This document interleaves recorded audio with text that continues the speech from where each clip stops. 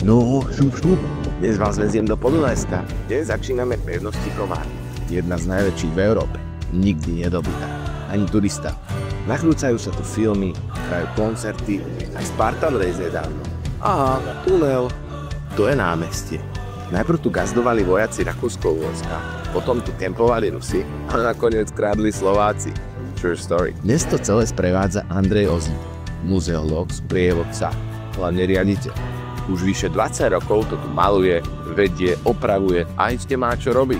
Areál má 132 000 m2. To je veľa. Z pevnosti sa presúvame do kráľovstva Pemak. V Patinciach nás vítajú manželia Pémovci. Pestujú biomak a robia z neho všetko. Trúdle, džemy, oleje, medy, aj Pémakovice. Vedeli ste, že existuje biely mak?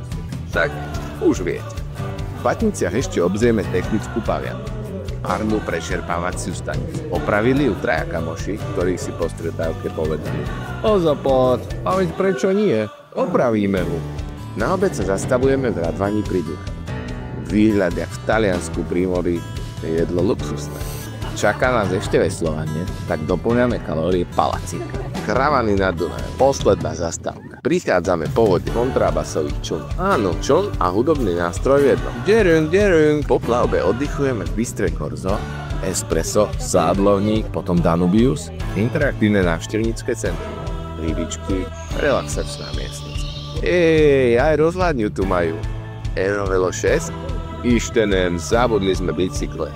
Tak ideme pešo, ukinu Dunaj. Kyselá tašra, dovidenia po Dunajsko.